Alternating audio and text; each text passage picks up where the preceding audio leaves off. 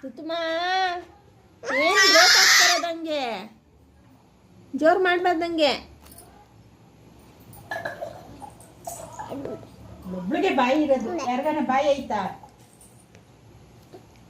ಓ ಜೋರು ಮಾಡ್ತಾಳೆ, ಜೋರು. ಏನು ರೂಪಾಯಿ ಆಗ್ತಾಳೆ? ನಮ್ಮಪ್ಪ ಬರಲಿ ಹೇಳ್ತೀನಿ. ದುಡ್ಡಿ ದುಡ್ಡಿ